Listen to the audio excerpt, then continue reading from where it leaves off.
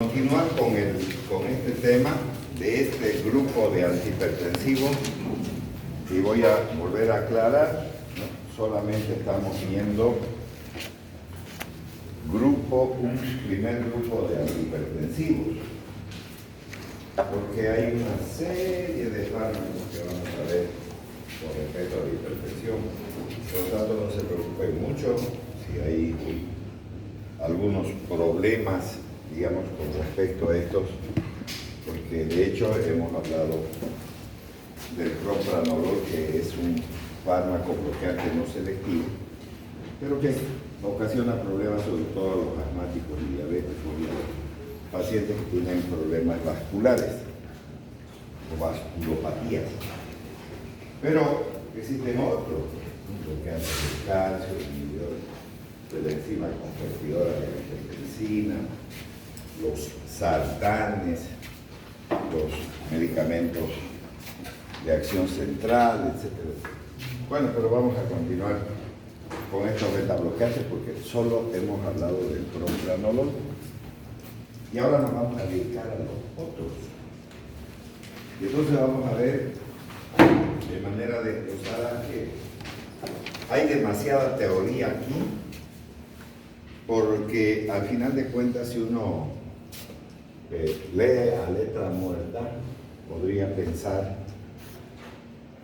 de que cada uno de los receptores, como se puede evidenciar en imágenes dibujadas, no son ciertos porque son estructuras químicas y se parecen mucho unas a otras. Entonces hay mucha teoría, pero poca evidencia clínica que pueda realmente funcionar en todos los seres humanos con respecto a estos bloqueantes sobre todo. Pero vamos a meter a los bloqueantes inespecíficos. Obviamente que el propranolol es un beta bloqueante inespecífico. ¿Por qué es inespecífico? Porque bloquea receptores beta 1 como los beta 2.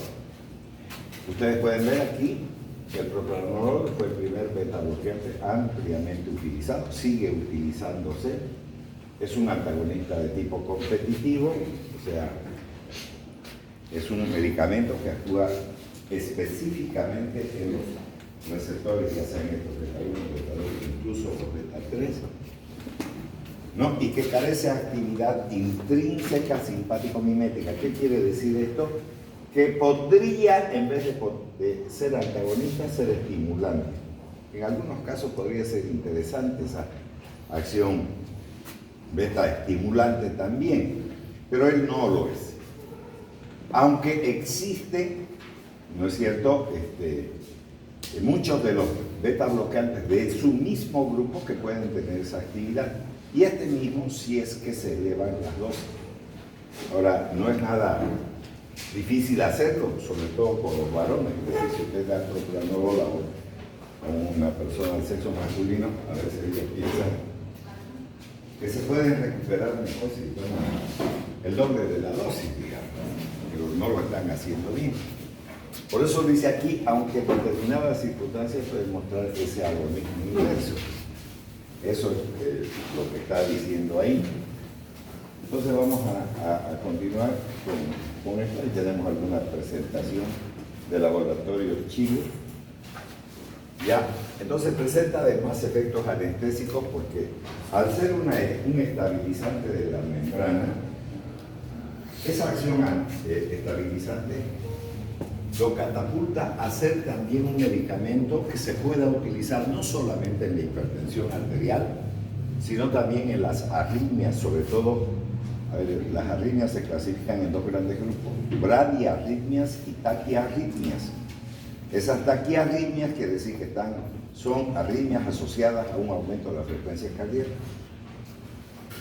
Obviamente las bradiarritmias son arritmias asociadas a una disminución de la frecuencia cardíaca. O sea, estoy hablando de frecuencia cardíaca por encima de 100 latidos por minuto. Entonces podría funcionar por esa acción anestésica local como lo puede hacer la lidocaína y la procaína, pero modificada como procainamida. Entonces son medicamentos antiarrítmicos y esto podría funcionar también, ¿no? Si bien a concentraciones muy superiores a las que se alcanza habitualmente, se logra eso. Por lo tanto, el empleo clínico como beta bloqueante es más para la hipertensión. Y algunas cosas que ya hemos visto, como por ejemplo el temblor, y también, ¿no es cierto?, se puede utilizar para las migrañas y como un coadyuvante para enfermedades psiquiátricas. Bueno, como beta bloqueante inespecífico, su empleo en la patología cardiovascular está condicionado por diferentes efectos adversos, sobre todo, no puedo, o por lo menos tengo que condicionar el uso de estos medicamentos en pacientes que tienen patologías de base. ¿Cuáles son esas patologías de base? Como el compañero acaba de expresar, el asma bronquial sería uno. Porque aquí está diciendo eso, que puede generar broncoespasmo. ¿Por qué? Por bloqueo de los receptores beta 2 adrenérgicos que generarían una crisis asmática o en las enfermedades que se denominan EPOC, enfermedad pulmonar obstructiva crónica, donde está la bronquitis crónica, el enfisema y obviamente el asma bronquial. Pero también está condicionada otra enfermedad que viene a ser la diabetes. La diabetes también puede generar tremendos problemas de estos beta bloqueantes y sobre todo el propranolol por sus acciones beta 1 y beta 2 bloqueantes, que son, digamos, los receptores más importantes. Entonces, aquí tenemos vasoconstricción y trastorno del metabolismo de los hidratos de carbono, diabetes, ¿no? Similar perfil farmacológico van a presentar del mismo grupo, del grupo número 1 de la clasificación que les mostré de Jesús Flores, el sotalol y el timolol. También el nandolol, aunque carecen de acción estabilizante de la membrana, o sea, no tienen esa acción de anestésico local, no lo tienen. Pero vamos a ver cuando veamos fármacos antiarrítmicos, no solamente al propranolol, también lo vamos a ver al sotalol. Este fármaco es importante en la clasificación de Baumann y Williams y vamos a recordarlo. Entonces, como antiarrítmico, no solamente como medicamento, digamos, antihipertensivo. Bueno, muy bien. Continuamos entonces. Aquí tenemos una paciente asmática y eso nos está diciendo. Aquí hay otro título. Ahora vamos a ver.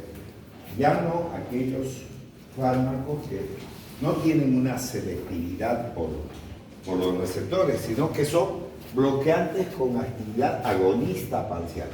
¡Oh, qué interesante!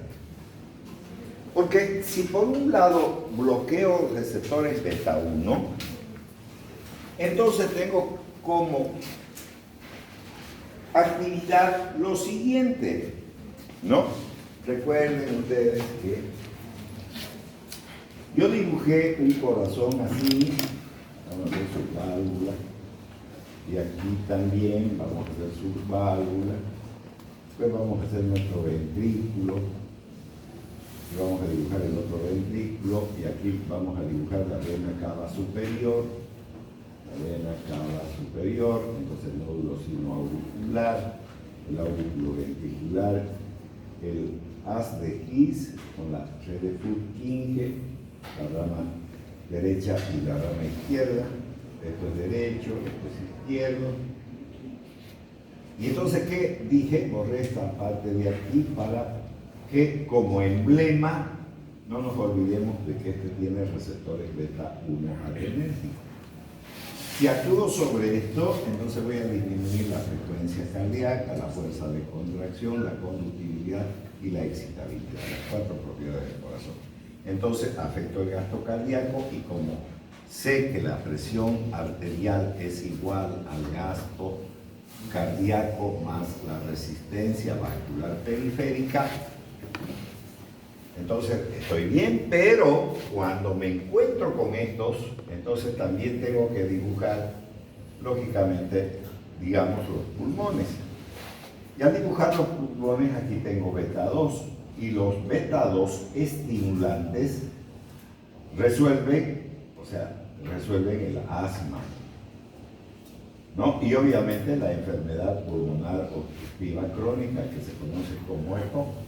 Esos son los estimulantes, pero los bloqueantes generan broncoespasmo. Entonces, si aquí dice que son beta bloqueantes con actividad agonista parcial, puede ser que yo bloquee esto, pero estimule esto, y entonces va a mejorar el asma y también mejoraría pues entonces la hipertensión. Pero voy a volver a repetir que es una acción parcial y además es solo teoría. Y habría que ver las características del individuo. Si el medicamento de verdad va a responder de esa manera, es un riesgo. O sea, eso es netamente teórico, pero en la clínica no se da eso. No es una realidad. Eso vamos a verlo enseguida. Entonces, ¿qué dice aquí en esta teoría? Los fármacos que siguieron a la introducción del propranolol, entonces demostraron poseer en diferentes medidas actividad intrínseca simpático-mimética. Cuando habla de esto, está diciendo que pueden estimularlos a los receptores. Entonces se destacan algunos, por ejemplo, el oxprenolol y el pindolol en ese grupo. Bueno, continuamos entonces. Estos fármacos se comportan como agonistas parciales, de modo que el resultado de su administración depende en gran medida del grado de activación simpática en ese momento. Recuerden que les dije también lo siguiente: todos ustedes que están aquí sentados, que son jóvenes, si les doy propranolol, estoy recordando las clases pasadas, no va a modificar su presión arterial, porque es bloqueante simpático y ustedes no están haciendo funcionar su actividad bloqueante. En algún momento incluso dije, a ver, saquen una hoja de papel que les voy a tomar examen. Entonces empezó la taquicardia, empezó la liberación simpática. Eso es otra cosa. Si le doy ahí, si va a bajar de nuevo el ritmo cardíaco, porque estoy estimulando bajo esa premisa de sacar una hoja de papel, ¿no? Rápidamente la médula suprarrenal va a liberar pues, adrenalina y noradrenalina y les va a provocar taquicardia, y si les doy ahí sí va a funcionar. Por eso está hablando de eso también. Está diciendo siempre y cuando haya una actividad simpática activa, no está hablando de otra cosa. Entonces, eso va a llegar a ocurrir en ese tipo de casos, no en otros. Entonces, en situaciones de baja actividad simpática, la reducción de la función cardíaca puede ser impredecible, incluso puede observarse más bien un incremento, porque si tiene una acción agonista parcial, entonces en vez de ser antagonista se está volviendo agonista y más bien puede aumentar el gasto cardíaco. Mientras que en condiciones de ejercicio submáximo, cuando hacemos funcionar el sistema nervioso autónomo, el oxprenolol y el pindolol serían solo ligeramente menos efectivos que el propranolol, reduciendo la frecuencia cardíaca, por ejemplo, porque ya hemos puesto aquí esas propiedades, todas disminuyen, entonces frecuencia cardíaca, fuerza de contracción, después conductividad, o sea, la conducción de la corriente eléctrica y la excitabilidad, ¿no es verdad? Entonces, eso es lo que ocurre con el propranolol, y esto, dependiendo, ¿no es verdad?, de la actividad simpática, también pueden tener una respuesta diferente. Bueno, ahí tenemos algunas presentaciones también. Bien, entonces los beta bloqueantes que se comportan como agonistas parciales simpáticos se han propuesto como fármacos que pueden, no dice que sean, que pueden ser utilizados en casos de insuficiencia cardíaca y de bradicardia, o en casos de asma bronquial o de insuficiencia vascular periférica, por esa acción agonista parcial. ¿Y eso es real? No, es teórico. Ahora, también voy a decir otra cosa. ¿Por qué nosotros tenemos carreras de medicina aquí? ¿Es bueno o malo? Es bueno. ¿Por qué es bueno? Porque ya les dije, no atiendan a nadie si en un micro les preguntan tal cosa, vos estás estudiando medicina. ¿Qué sería bueno para esto? Andar desnudándote. ¿Cómo había de desnudar el micro? Bueno, yo no me pregunté. Porque tengo que revisar eso mismo que les está diciendo esa diapositiva. ¿Por qué les está diciendo que usted tiene que verlo a su paciente, tiene que hacer una adecuada historia clínica, tiene que revisarlo de forma adecuada y entonces usted va a decidir lo que le va a dar? No por teléfono. Pero por teléfono no hacemos nada.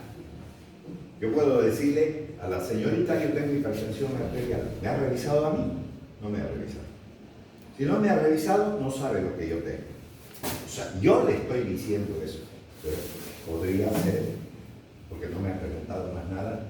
¿Usted es diabético? Por lo menos me ha dicho. No me ha dicho nada. A veces sea, digamos, un hipertenso, dependiendo de la diabetes, de una patología de fondo, ¿no? Entonces eso no va a servir. Eso no va a servir. Entonces, hay que siempre individualizar a su paciente, hay que verlo y el médico tiene que estar presente en frente del paciente. Los tratamientos por teléfono no tienen nada. Entonces, la realidad clínica demuestra que las posibles ventajas de los beta bloqueantes con actividad agonista no se traducen en los hechos reales. Acabo de decir que podrían utilizar en el asma bronquial, pero en los hechos reales se traducen que por lo general continúan teniendo el mismo riesgo de provocar esas insuficiencias. Entonces, en líneas generales, ¿qué está diciendo la diapositiva? Puede ocurrir esto, pero no se arriesgue. Revise bien a su paciente y no se meta con él.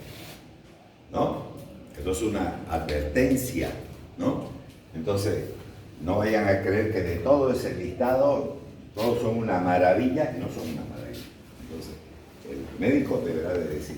Y obviamente, ¿quién va a hacer ese tipo de cosas con precisión, con certeza? Obviamente va a ser aquel que ha hecho la especialidad en cardiología. Aquí nos vamos a meter como médicos generales a eso. ¿No es verdad? Entonces, eso es importante también tenerlo presente. Ya. No, porque puede meterse con insuficiencia cardíaca, broncoespasmo, vasoconstricción periférica. Sin embargo, en casos aislados, podrían ponerse de manifiesto estas posibles ventajas. No dice estas ventajas, posibles ventajas. ¿Podría funcionar? Sí, puede funcionar. ¿Pero es la realidad? No. ¿Puede ser la realidad de algún individuo que sea su paciente? Sí. Pero ¿eso es la frecuencia? No. Entonces, similares características farmacodinámicas puede presentar el penbutalol y el alprenolol. Bueno, todos esos que estamos viendo pueden tener esas posibles ventajas, pero no. Ahora, beta bloqueante selectivo. El más utilizado en nuestro medio en Santa Cruz es el atenolol. Los cardiólogos usan mucho eso. Y se dice que es cardioselectivo porque el atenolol solo bloquea este tipo de receptores, pero no los otros. Bueno, eso es lo que se dice, pero en la realidad no es tampoco así. Eso vamos a ver en la teoría. Entonces, el primer beta bloqueante desarrollado con selectividad importante para este subtipo, beta 1, aquí hay un 1 chiquitito, no está escrito como debería de escribirse beta, está con minúscula y no con letra símbolo, fue el practolol, pero este fármaco tuvo que retirarse del mercado porque es muy tóxico. Posteriormente se desarrolló una amplia variedad. Ve, aquí está el atenolol, el acebutolol, metoprolol y el bisoprolol. Todos estos medicamentos son selectivos para bloquear este tipo de receptor. Y si no lo bloquean los beta 2, entonces no generan asma, pues, ¿no? Entonces yo diría, qué bonito el atenolol, porque tengo este paciente con hipertensión arterial y le voy a dar eso y no me va a bloquear beta 2, entonces no va a generar broncoespasmo. O no tiene mi paciente, digamos, diabetes o una vasculopatía. Si no tiene, entonces, perfecto, me viene bien este medicamento. ¿Será que es cierto eso? Entonces vamos a ver un tantito más adelante qué dice con respecto a ese hecho también. Entonces, se consideran selectivos aquellos fármacos cuya dosis efectiva 50 necesaria para bloquear los receptores beta 1 difiere notablemente de la requerida para bloquear los receptores beta 2. Entonces, ¿qué es lo que nos está diciendo? No dé usted dosis más grandes. O sea, si su médico le dice 1 miligramo, 10 miligramos, 50, lo que sea del medicamento que se trate del grupo entonces el paciente debería de hacer caso. Pero ¿estamos seguros de eso? No, yo no estaría tan seguro, porque hay, sobre todo, la gente de... A ver, ¿quiénes son los pacientes que mejor cumplen los tratamientos? Los niños. ¿Por qué? Porque su mamá le da una tunda de Dios Padre y Señor mío, y dijo esto el pediatra y listo, ¿no? Coma verduras, aunque sea por el trasero le voy a meter la verdura, pero usted me come verdura, pero no me gusta, no me importa, ya. No, come, no hay oposición ahí. Uno convenció, como pediatra, convenció a la madre y tiene todo ganado. No hay forma. La segunda que cumple son las mujeres, pero que no cumple nunca es el hombre. Siempre tienen que trabajar, prioridad, tratamiento. Entonces, pueden llegar a decir, en vez de tomarme una tableta, tomo 2, y entonces vamos a empezar a tener problemas, porque aquí está diciendo, se consideran selectivos aquellos cuya dosis efectiva 50 necesaria para bloquear los receptores difiere notablemente de la requerida para bloquearlos. Entonces, la dosis es igual para bloquear los receptores beta 1 que los beta 2 en ese grupo de fármacos, no, son diferentes. Si usted da más, entonces sí va a bloquear también los dos. Y como el paciente hace lo que le da la gana, porque una vez que va al médico, ya tiene la receta, se fija de su receta y va a la farmacia y le pide más, pues no. No. Entonces no hay un cumplimiento adecuado y podrían tener problemas con ellos también. ¿No? Si me dice, usted va a tomar una sola tableta de atenolol diaria, y a mí se me canta la gana y me tomo 2, ya estoy aumentando la dosis y estoy generando problemas. Y peor, si tengo un fondo patológico que podría ser diabetes, vasculopatía o ácido bronquial. ¿No? Eso es lo que está diciendo aquí. Así que tan cardioselectivos no son. Si se mantiene la dosis adecuada, sí, pero si no, si el paciente hace lo que le da la gana, ya es otra cosa. Entonces, por ejemplo, reducir la actividad cardíaca con dosis que no alteran el tono bronquial, porque si no alteran el tono bronquial, bienvenido para las manos. Vascular, si tienen esas vasculopatías, ¿no? Uterino. B, no interferir en el metabolismo de los hidratos de carbono, con las dosis adecuadas.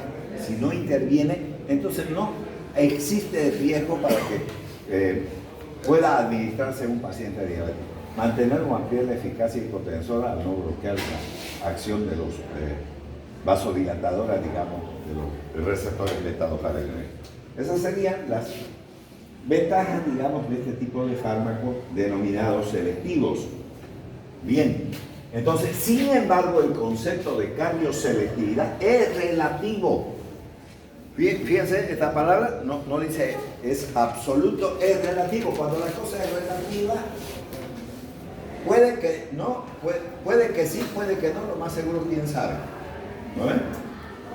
Entonces, no podemos estar, vuelvo a repetir, recetando por teléfono, porque no va a ir mal, no va a ir mal. ¿Y qué es lo que queremos nosotros?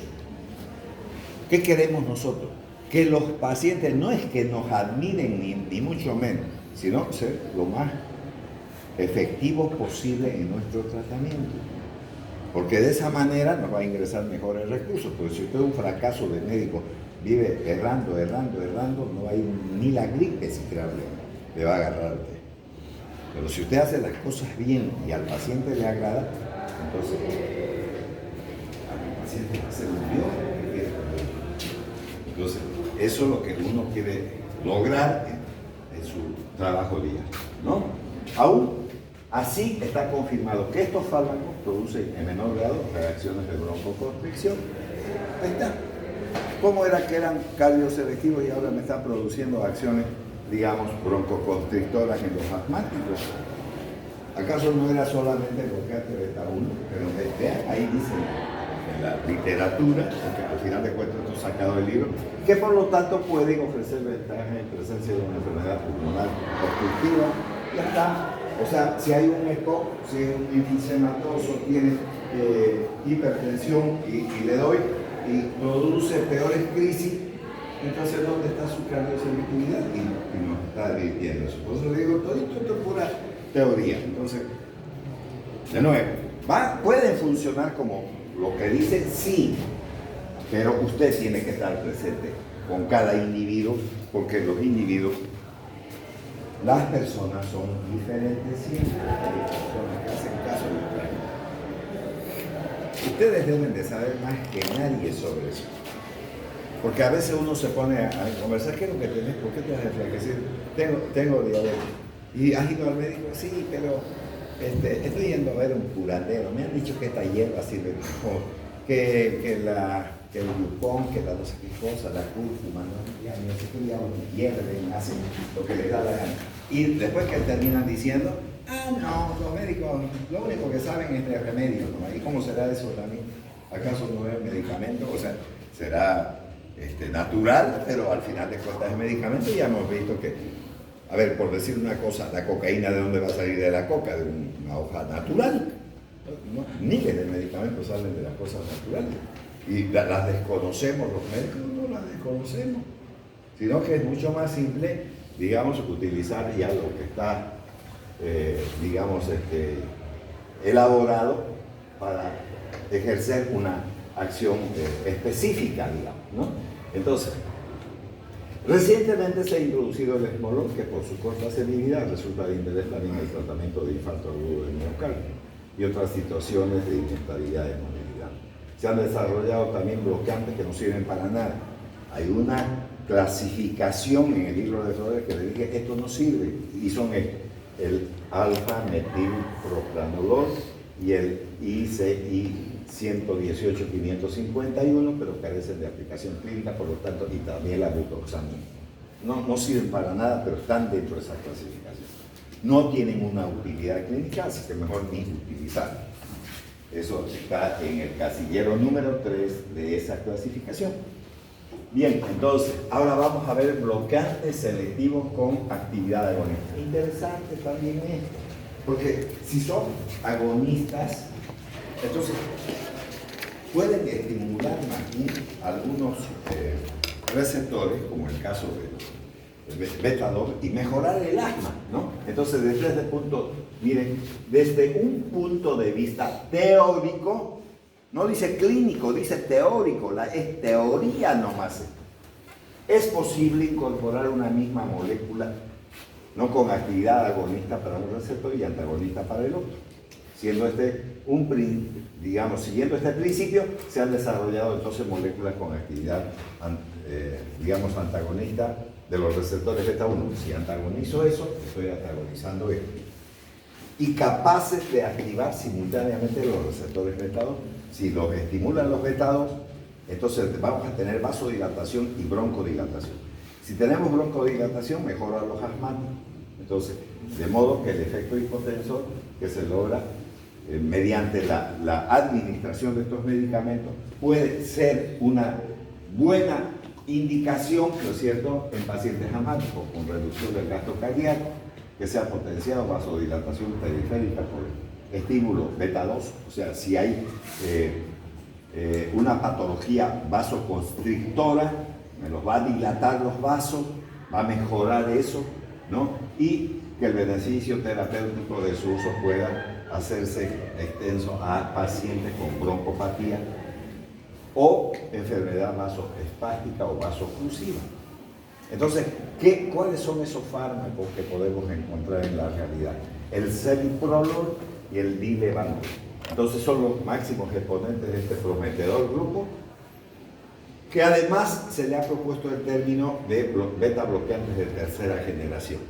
O sea que si hay pacientes que combinan su patología, no solamente es la hipertensión arterial, sino el broncoespasmo o una vasculopatía, sería interesante utilizar el celiprolol como una alternativa o el Dilevanol, como pueden observar ahí en la diapositiva. Pero recuerden que comenzó la diapositiva diciendo desde el punto de vista teórico. Entonces eso es más teórico que la realidad. Entre los últimos beta-bloqueantes dispuestos destacan también el labetalol y el carvedilol. Entonces el labetalol contiene 2 centros ópticos y en consecuencia 4 diastómeros con diferentes propiedades farmacodinámicas. Entonces la forma racémica del labetalol presenta actividad bloqueante alfa. Aquí va la otra cosa. Porque cuando hemos hablado acerca de lo que hace la adrenalina, digamos aquí tenemos adrenalina. Entonces la adrenalina actúa sobre 2 grupos de receptores, los alfa y los beta. Dentro de estos alfa yo tengo alfa 1 y alfa 2. Alfa 2. Y tengo dentro de estos beta, entonces beta 1, beta 2 y beta 3. Sobre todo esto en el tejido adiposo. Entonces yo voy a bloquear esto porque tiene el corazón eso. Y entonces al hacer eso me va a bajar la frecuencia, la fuerza de contracción, la conductividad de excitabilidad. Como respuesta de eso estoy afectando este gasto cardíaco y lo estoy disminuyendo. Al disminuir esto, disminuye la presión arterial. Pero si además de eso, de esa actividad, yo voy a bloquear estos alfa 1 porque al bloquear la adrenalina no va a poder ingresar en estos receptores, no va a poder hacerlo. Y entonces, ¿a dónde se va a ir? Se va a ir aquí. Y entonces esto al estimular, ¿qué hace esta actividad? Si se estimula produce vasoconstricción. Pero si lo bloqueo, entonces no va a haber vasoconstricción y va a haber más bien vasodilatación. Entonces, si hay vasodilatación, hay caída de la presión arterial y que estoy afectando la resistencia vascular periférica, porque esa resistencia se hace porque la musculatura lisa, debido a los receptores alfa, se contraen y al contraerse se eleva la presión arterial. De eso se trata. Entonces, buenísimo el medicamento entonces. Tenemos la betalol, carvedilol en ese sentido. Entonces presenta bloqueante alfa, beta 1 y beta 2. Lo único problemático en este caso sería el bloqueo de estos beta 2. ¿Por qué? Porque me va a generar asma y me va a generar crisis diabética, ¿no? Además de una actividad agonista parcial. Entonces es estimulante de los beta 2, entonces me sirve para los asma. Capacidad para inhibir la recaptación de noradrenalina, además, entre otras cosas, pueden tener estos medicamentos. Entonces, sería una cuestión muy interesante administrar eso a los pacientes. Entonces, de similar perfil farmacológico es el carvedilol, antagonista de los beta 1 y de los alfa 1. Entonces, el antagonismo alfa 1 es el bloqueo de esos receptores, ¿no? De la betalol y carvedilol contribuyen al efecto hipotensor de esos medicamentos y obviamente vamos a tener un mejor resultado, una mejor respuesta en los pacientes que tienen hipertensión arterial. Eso sería, digamos, lo que tenemos como respuesta a nuestra inquietud. Ahora, muy bien, vamos a ver las características farmacocinéticas, o sea, a qué nos estamos refiriendo. La administración, la distribución, la metabolización y la excreción. Entonces, absorción y biodisponibilidad es muy importante. Entonces, dice con excepción del atenolol y nandolol, que tienen una absorción del 50%, ¿no? O sea que estos dos fármacos no se absorben del todo. O sea, a poner cifras redondas, si yo tomo 10 miligramos, 5 se van a absorber, los otros 5 se van a eliminar. Eso es lo que me está diciendo, porque el 50% no solamente se absorbe. Ahora, los beta bloqueantes se absorben muy bien por vía oral, alcanzándose la concentración máxima al cabo de 1 a 3 horas de su administración. En todo fármaco que ustedes vean, siempre va a decir cuánto usted debe de esperar para que haga un efecto. Si usted está mirando esto y dice 1 a 3 horas, entonces, si la señorita me toma a mí la presión arterial y tengo, a ver, 180 por 90, digamos, estoy con una hipertensión. ¿Está claro eso, no ves? Entonces me da el medicamento, a los 5 minutos me va a medir la presión, está perdiendo su tiempo. No va a modificarse nada, porque aquí dice, oiga, espere 1 hora o 60 minutos, o espere 3 horas para recién tomar la presión arterial. Entonces, ¿quiénes son los que no saben farmacología? Los cirujanos. Los cirujanos dicen, ya pues che, apurate, le dicen al anestesista, ya está anestesiado. Oye, yo soy el anestesista, no soy el anestésico. Déjame que actúe. ¿No? ¿Qué quiere que haga? ¿Que se meta ahí dentro del cuerpo del tipo porque le da la gana de que esté anestesiado en un segundo? No puede, ¿no? Entonces la anestesista debería decir, no seas pues bruto, anda a leer farmacología, yo no soy el fármaco. Hay que esperar pues a que agarre el anestésico y eso requiere de este tiempo. Esto es lo mismo. No, ni se metan a medir la presión para que le dan de tomar, apenas habrá llegado al estómago y nada más. No se ha absorbido. Entonces, entre 1 a 3 horas hay que esperar para valorar, ¿no es cierto?, la presión arterial de ese paciente. Muy bien.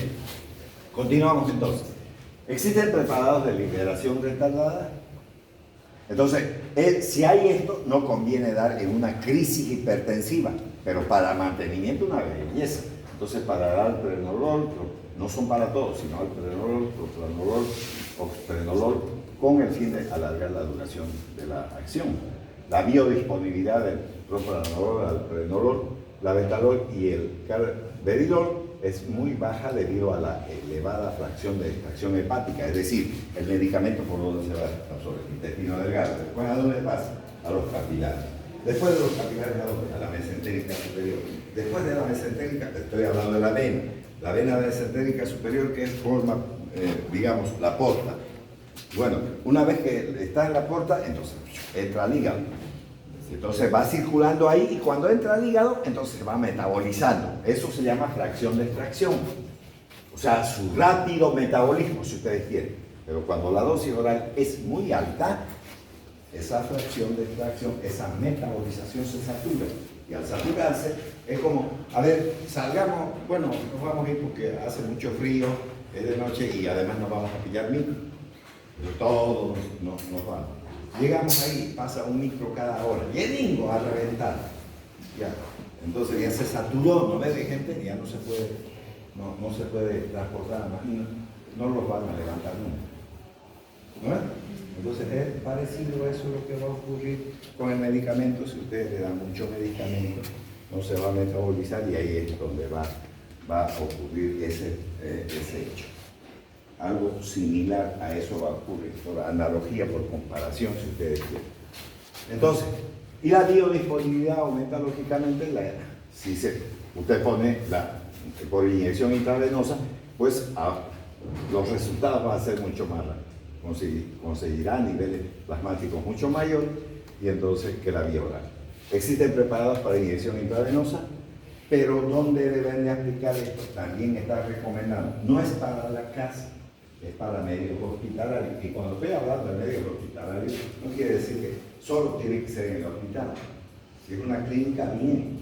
Si es una posta y lo tiene internado ahí, aunque sea en una camilla, bien, porque usted está controlando eso. Entonces, eso está diciendo ahí, ¿no?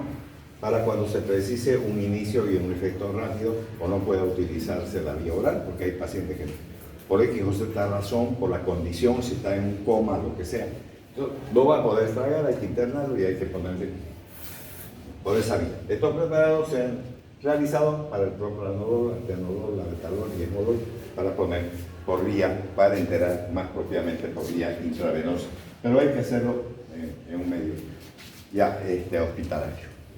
Seguimos con la farmacocinética. Entonces, una vez que se ha absorbido y ya ha llegado al torrente circulatorio, se tiene que distribuir y eliminar. Entonces se distribuye ampliamente por los tejidos, presentando volúmenes de distribución aparentes muy elevado, se aprecian grandes diferencias en la capacidad de atravesar la barrera hematoencefálica. Recuerden que el propranolol puede atravesar la barrera hematoencefálica, por eso es que puede servir para el tratamiento de las migrañas, como también de problemas de orden psiquiátrico que ya hemos mencionado, incluso como coadyuvantes de la esquizofrenia, para el tratamiento de la esquizofrenia, que es una de las grandes enfermedades psiquiátricas. Entonces, algunos efectos terapéuticos, como la intensidad de la metabolización y la eliminación también del fármaco, hay que considerar a la hora de valorar la actividad de nuestro fármaco. Bueno, en cambio, el atenolol, el quinolol, el celiprolol, el bisoprolol se metaboliza mucho menos y el andolol en absoluto. Pero ya no hay que estar cuidando el hígado, porque no se va a metabolizar, pero se tiene que eliminar por vía renal. Entonces, ¿qué tenemos que hacer? Valorar la función renal. Urea, creatinina, obligatoriamente tienen que hacer, y tienen que además llegar a saber si su paciente tiene algún grado de insuficiencia renal. ¿Por qué? Porque no se metaboliza y se va a eliminar por vía renal. Si usted tiene un paciente con insuficiencia renal, entonces o deberá de tener cuidado o no dar. Cualquiera de las dos cosas, depende del grado que sea. Entonces, si hubiese una alteración de esa función renal, miren lo que va a ocurrir. Si se le da el atenolol en uno normal, ocurre entre 6 a 9 horas. Pero si tiene un problema de tipo renal, 120 horas. ¿No es verdad? Por ejemplo, en los casos de uremia sería eso. El nandolol de 14 a 24 se pasa a 45 horas y del sotalol de 13 horas a 42 horas. Todo eso aumenta. ¿Qué significa eso? Probablemente ni siquiera signifique que le suspendan el medicamento, pero el espacio que debe de haber entre una dosis y otra pueden alargarlo. Entonces, ¿por qué? Porque se está acumulando, y si le dan sobre lo acumulado, van a terminar de matarlo por sobredosis, digamos, ¿no? en la circulación. Entonces, eso deberán de tener en cuenta también a la hora de administrar estos medicamentos. Entonces, vamos bien. Bueno, ya, el propranolol se metaboliza en un metabolito activo que, si bien es cierto, es un metabolito activo que puede tener importancia en la actividad farmacológica, pero no prolonga la vida media del fármaco. En muy pequeña cantidad y por lo tanto no tiene una repercusión importante. Si ustedes pueden ver aquí dice eso. Tiene una vida, una semillida muy corta este metabolito y por lo tanto no contribuye en la acción terapéutica con el fármaco. Entonces hay que fijarse solamente en el fármaco original. El esmolol presenta un importante metabolismo dependiente de las esterasas sanguíneas. Eso es importante porque está hablando de la metabolización a nivel del plasma sanguíneo por las butirylcolinesterasas existentes ahí y listo. No necesita del hígado para metabolizarse ese medicamento. Entonces eso sería también una salvedad, o sea, una diferencia con los demás.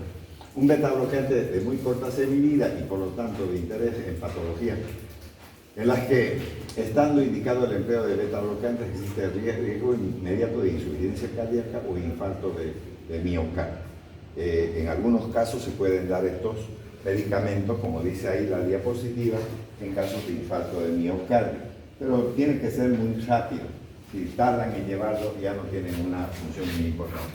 La semivida plasmática de estos fármacos es muy variable, siendo las más largas las del nandolol y el pembutolol. Además, existe una notable disociación entre la semivida plasmática y la duración de los efectos. Entonces, ¿qué está diciendo esta diapositiva? No se fijen en las concentraciones plasmáticas, porque pueden no tener concentraciones, en el caso del propranolol, por ejemplo. Solamente su semivida es de alrededor de unas 4 horas. Entonces yo tendría que dar cada 4 horas tendría que darle medicamentos. Y no es así, puedo darle 1 o 2 veces al día, porque se acumula en las terminaciones neurológicas. Se cree que eso llega a ocurrir y por lo tanto no habrá necesidad de estarse preocupando por ese hecho. ¿No? Su efecto antihipertensivo es mucho más largo y por lo tanto no se necesita darle cada 4 horas, aunque su vida media es muy corta en el torrente circulatorio, pero se acumula Se supone las terminaciones nerviosas.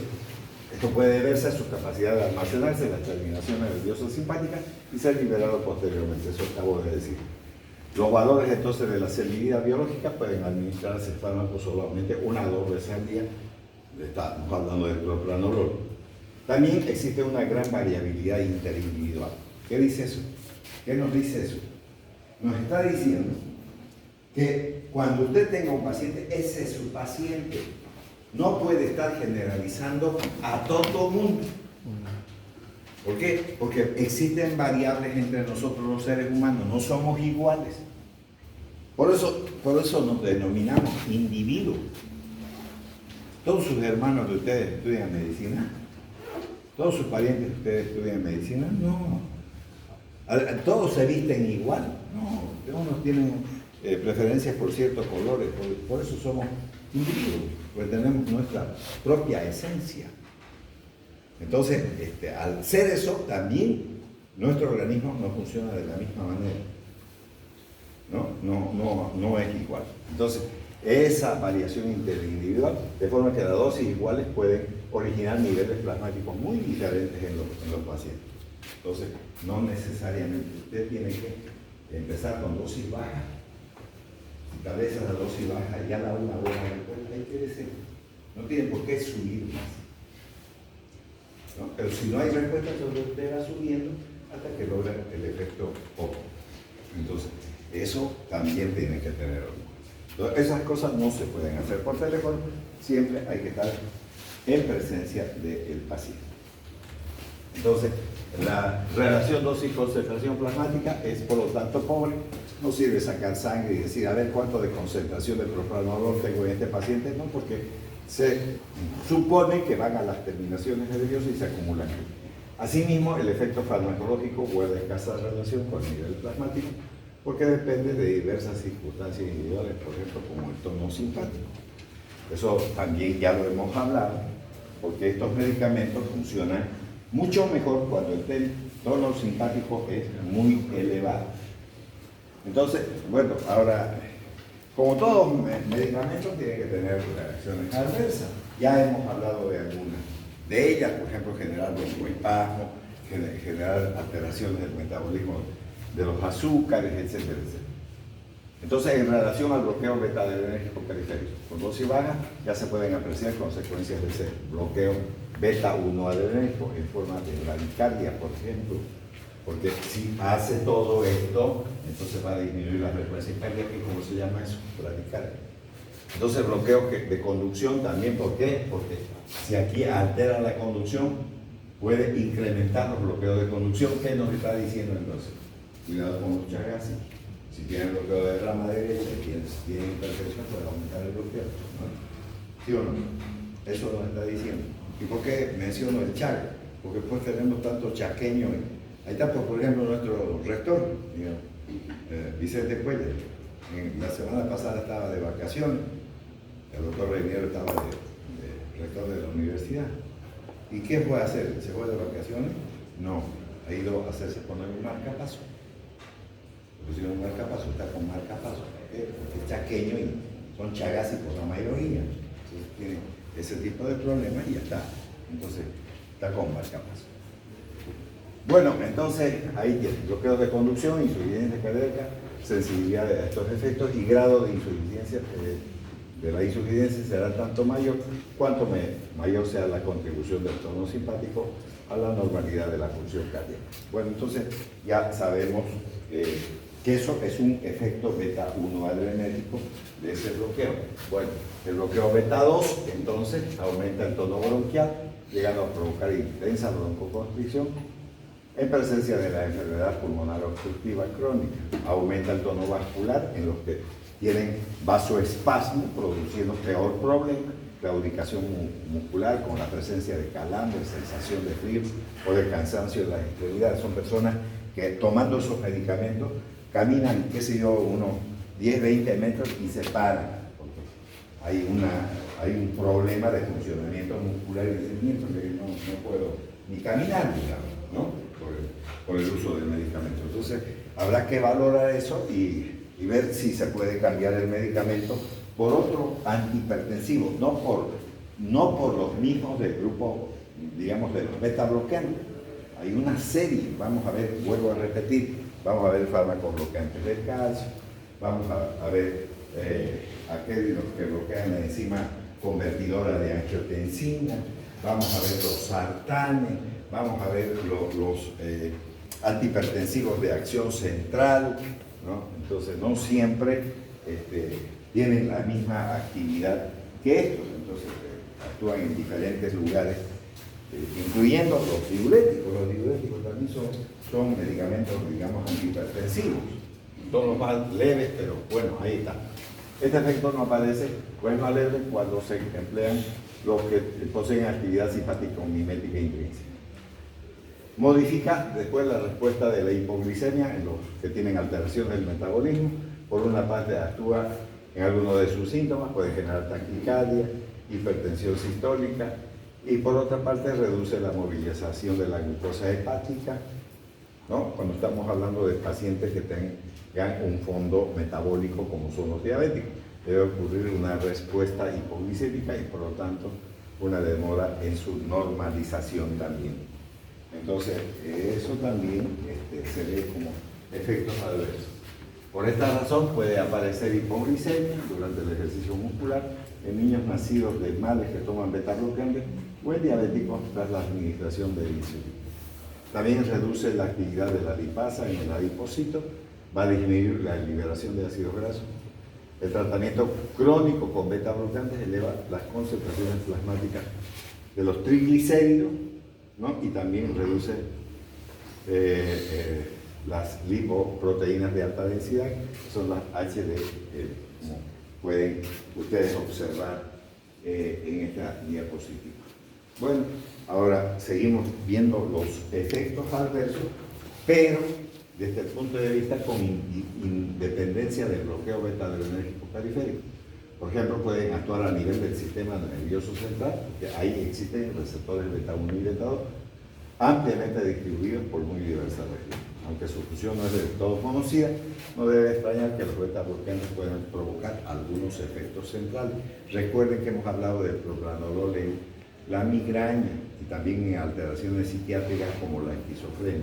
Entonces, alteraciones del sueño puede haber, cambios de patrón nocturno, pesadillas, sueños vívidos, ¿no? Puede haber cansancio, incluso depresión. Si alguien tiene depresión como fondo patológico, entonces puede aumentar ese problema. Y recuerden que esa gente toma antidepresivos tricíclicos, etcétera, etcétera, que además se sumaría con los medicamentos que se estaría dando para la presión arterial. Estas alteraciones guardan relación entonces con la lipofilia del fármaco y su capacidad para atravesar la barrera hematoencefálica.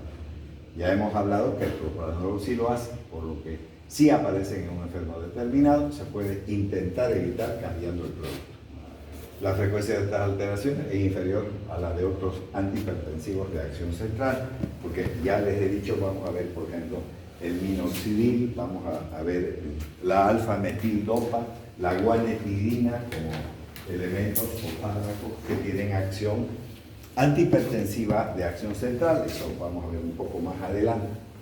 Entonces hay varios grupos de fármacos que se pueden utilizar en la hipertensión. Muy poco frecuentes son la disminución de la erección. Esto también lo hemos comentado. A ver, una persona que tenga unos 35 años, profesional, estudió ciencias económicas, está gerentando, si se quiere, una cooperativa de préstamo, de ahorro y crédito, o un banco. Entonces, a la gente pues le es fácil. Ay, deseo que pedirme un préstamo porque me quiero comprar una casita o me quiero comprar un autito. Hasta ahí está bonito todo. O quiero emprender un negocio. Pero cuando toca pagar, ya nadie quiere pagar. O sea, fácil es ir a recoger la plata, pero difícil es ir poniendo la plata, digamos. Entonces, eso causa estrés. Ustedes pueden ver que tenemos, digamos, muy presente, ¿no?, el fracaso de la banca, aunque exista una AFI, no controla nada, y la gente después termina perdiendo hasta su dinero, porque es difícil que le devuelvan. Entonces, y quedan las construcciones de los bancos, uno tras otro, digamos. Entonces, esa gente puede tener hipertensión. Entonces le dan beta bloqueantes, pero si es una persona joven le arruinan el matrimonio. ¿Por qué? Porque ahí está el problema de la erección ya también, ¿no ves? Entonces generan disfunción eréctil. Entonces hay que cambiar por otro antihipertensivo, ¿no ves? Entonces eso también, y no vayan a creer que eso va a ocurrir en ese sector también. Hay médicos que viven estresados. Los que viven en terapia intensiva, por mucho que les guste, es un estrés constante. Uno dirá, me gusta. Y otra cosa, ¿no? Tenemos que tener complejo de murciélagos más encima, ¿no? Estar despiertos durante toda la noche y a nadie le gusta. Termina aburriendo, digamos, eso. Y la gente hasta para preparar, ¿cómo le doy buenas noches, doctor? 3 de la mañana, Daniel. ¿Cómo le preparo la leche al niño? ¿Por qué no te vas a la mierda? ¿Por qué no te levantas? ¿Cómo vas a levantarte para decirme semejante estupidez? Bueno, es que recién estoy llegando de una fiesta. Uy, carajo. Bueno, ya, eso, todas esas cosas hay que aguantarlas. ¿Qué van a hacer? ¿No? ¿Qué van a hacer? ¿No? Después ya uno renueva arte y dice vieja de mierda que no tiene nada que hacer, ni dormir siquiera. ¿No? Bueno, en ocasiones se observan con diversos beta bloqueantes, lesiones dérmicas, como la psoriasis, por ejemplo, producida, o los liquenoides que desaparecen al cambiar el beta bloqueante. El alzobuterol provoca un aumento también de los anticuerpos antinucleares. ¿Qué significa eso? Que provocan lupus eritematoso, like, así se llaman los que son producidos por fármacos, como la hidralazina, que ya hemos visto también en las generalidades de la farmacología. Entonces encontramos otro medicamento como lo que estamos viendo aquí en estos beta bloqueantes. Bueno, interacciones también, si nosotros mezclamos con otros medicamentos, o no los mezclamos, porque podría ser que alguien sea cardiólogo y se le ocurra dar esto, entonces el paciente puede tener, qué sé yo, cualquier enfermedad y que esté tomando otros medicamentos. Entonces, de carácter farmacocinético, se aprecian especialmente con los beta bloqueantes, que muestran un fenómeno del primer paso, propranolol, alpranolol, metoprolol, la beta-bloqueadina. Los inductores enzimáticos, por ejemplo, la rifampicina, que podría utilizarse en el tratamiento de la tuberculosis, el pentobarbital, que es un medicamento que se puede utilizar como anestésico intravenoso, reducen su biodisponibilidad. ¿Por qué? Porque generan un mayor metabolismo, mientras que los inhibidores enzimáticos como la cimetidina, fármaco que se utiliza para el tratamiento de la úlcera gastrodenal, va a ocurrir lo contrario, ¿no? Porque muchos medicamentos provocan ardor del estómago y dicen, mire doctor, cuando toma el medicamento, ya, cimetidina, listo. Entonces, ¿qué va a ocurrir con esto? Ya va a aumentar el problema a nivel de la metabolización, ¿no? Entonces, reducción del flujo hepático de origen farmacológico, el hecho mismo que disminuyamos el gasto cardíaco disminuye el flujo hepático, ¿no? Los mismos beta bloqueantes hacen eso. Entonces, eso puede generar una disminución del metabolismo de los beta bloqueantes y de otros fármacos como alta fracción de extracción. Por ello, la administración de los propios beta bloqueantes, al disminuir el gasto cardíaco, porque eso es lo que estamos haciendo aquí, estamos disminuyendo el gasto cardíaco, los compuestos, incluso ahí, ¿no? Reducen el metabolismo y aumentan los niveles plasmáticos de propranolol, lidocaína, clorpromacina. La clorpromacina es un medicamento para el tratamiento de esquizofrenia, y la lidocaína, un medicamento que se usa como anestésico y que también, que quede claro, como antiarrítmico. También la lidocaína es un antiarrítmico, entonces tiene esas funciones también. Entonces, de farmacolina, desde el punto de vista de actividades que pueden observarse con la combinación de medicamentos, desde el punto de vista farmacodinámico, dada la variedad de los efectos y aplicaciones terapéuticas de los beta bloqueantes, se aprecian abundantes interacciones también farmacodinámicas, que unas veces se utilizan con fines terapéuticos, pero que en otras pueden constituir también como reacciones adversas. Ya les he dicho, puede ser un coadyuvante en el tratamiento de la esquizofrenia, por ejemplo. Puede dar por la misma clorpromacina que acabamos de mencionar, ¿no? Que ha sido uno de los primeros medicamentos para tratar esa enfermedad psiquiátrica. Su eficacia hipotensora es potenciada por los vasodilatadores, los diuréticos y antagonistas del calcio. Vean, aquí tenemos varios grupos de fármacos. Los diuréticos bajan la presión arterial, sumados a esto, aumenta eso.